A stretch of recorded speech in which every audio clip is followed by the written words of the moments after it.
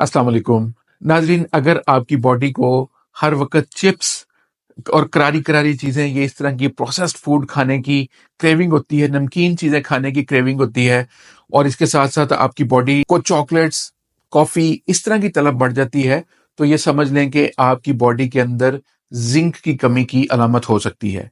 जिस वक्त जिंक की कमी हो जाती है तो हमारी बॉडी के जो बाहर अपीयर करती है, हमारी स्किन जो है वो डल हो जाती है।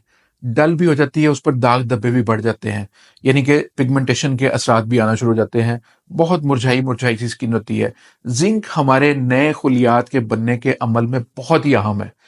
जिंक के बगैर बॉडी का जो स्ट्रक्चर है वो प्रॉपर नहीं रह सकता, मतलब बहुत सारी कमी महसूस होती है। इसी वजह से हमें फौरी तौर पर एनर्जी बहाल करने के लिए बॉडी मांगती है, या चॉकलेट वाली चीज़ें मांगती है, या नमकीन चीज़ें मांगती है, यानी कि फौरी तौर पर एनर्जी को बहाल करने की कोशिश करती है बॉडी।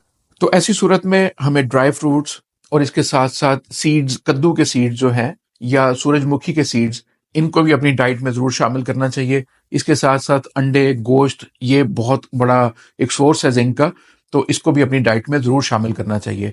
जब हमारी ये बॉडी में चीज़ें अब्जॉर्ब होना शुरू हो जाती हैं तो बॉडी खुद ब खुद अपने आप को ठीक करती है। लेकिन बाज़ औक़ात हम ये चीज़ें ले भी रहे होते हैं लेकिन बॉडी अब्जॉर्ब नहीं कर पा रही होती है, तो ऐसी सूरत में ट्रीटमेंट बहुत ज़रूरी होता है।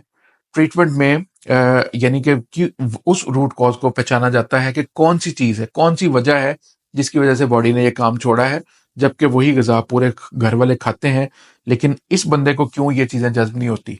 तो इसलिए अगर आपका ये मसला पैदा हुआ है तो कोशिश करें, अगर ये चीज़ें आपकी डाइट में मिसिंग है तो उनको ऐड करें, और अगर ऐड हैं, पहले ही आप खा रहे हैं और फिर भी बॉडी में ये मसाइल पैदा हो रहे हैं, तो फिर ज़रूर डॉक्टर को चेक करवाना चाहिए और इसका प्रॉपर ट्रीटमेंट लेना चाहिए रूट कॉज से जाके। सप्लीमेंट्स या बाहर से क्रीमें लगा के अपनी स्किन को बेहतर करने की कोशिश करना, ये कतई नहीं करना चाहिए। ये इंतहाई ख़तरनाक है स्किन की सेहत के लिए भी और आपकी अंदरूनी सेहत के लिए भी, क्योंकि जिस वक्त हमारी बॉडी को बाहर से सप्लीमेंट फॉर्म में कोई भी चीज़ देना शुरू हो जाते हैं हम, तो उस वक्त समझ लें बॉडी अपना असल काम छोड़ देती है, खुद से चीज़ों को ऑब्जॉर्व करना छोड़ देती है। नतीजतन बॉडी हमेशा डिपेंडेंट रह जाती है। सारी ज़िंदगी फिर वो खाते रहो, सप्लीमेंट्स खाते रहो, मल्टीविटामिन्स खाते रहो। ये गलत चीज़ है। अगर आप महसूस करते हैं कि आपकी फैमिली में या आपके दोस्तों में कोई ऐसा है, तो आप उसको ये वीडियो ज़रूर शेयर करें। इंशाल्लाह उसका भला होगा, आपको दुआएं देगा। आज के लिए इतना ही है, इजाज़त दें। अल्लाह हाफ़िज़।